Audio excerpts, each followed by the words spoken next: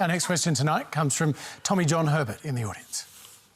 Yeah, my question's for Matt Canavan. Matt, I'm a seafarer who's worked in some of Australia's biggest resource projects. At the moment, there's huge potential for renewable energy and especially offshore wind to support strong, consistent power for households and industry near the coast. At the moment, we're in a jobs crisis, and on top of that, we're in a climate crisis, and workers like myself would love to work in these jobs that contribute to our future. We've got companies at the moment that have got plans in place to build these projects, but time and time again, we're met with ideological resistance to renewable energy from this government. So my question is, when will the government start supporting the development of offshore wind and stop dragging its feet on this new legislation we need to allow these projects to go ahead? Matt Canavan. Well, just on the specific question with the legislation, that's something I fully support, and that will be developed. There is already a regime in place, though, to approve offshore wind turbines, but there has been a desire to clean it up and make it the same governance as we do for offshore oil and gas platforms. So that's something the government will pursue, but that's not. I haven't seen any evidence that that particular administrative change is holding back offshore wind investments. I'd love to see those investments go ahead. I want to see investments in all types of energy. But I do think it's important that really what we've got to get back to focusing on is investing in energy, not just for the direct jobs in construction, but for what will flow on from that in terms of our own country's industry and capability.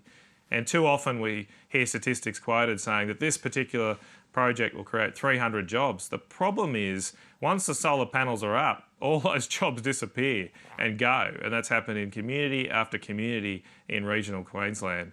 Whereas if we produce something that then has cheap energy at the end, it'll produce industry and jobs for decades to come, and that's what I think our country needs to focus on, in particular after this coronavirus jobs crisis.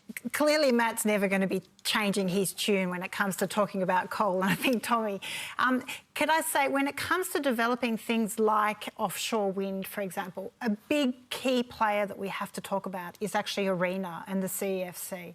We've got a government, we know that ARENA is running out. This is clean energy finance. Exactly. So for developing new technologies, if we want to implement, for example, the technology roadmap and really implement where our future is and where the opportunities are, we actually need to give some fund. ARENA needs proper funding. It is currently going to run out of funding by the end of the year. So a big key test for the government will be in October when the budget is announced, how much funding will ARENA have to develop the new technologies, the offshore wind and all those opportunities? Tommy? Yeah, just talking about investment, why don't we use a government-owned Snowy Hydro to build these projects, to build offshore wind around the Australian coast? You know, everyone's talking about, how we can try and solve this problem with the market, but we can solve this by investing in public ownership of the energy grid. And that would eliminate what we see today is the race to the bottom on work conditions, and where you have workers the renewable industry today, as it is a bad place to work in with its conditions. Okay. So it's another thing to have the jobs, but have jobs with good conditions as well.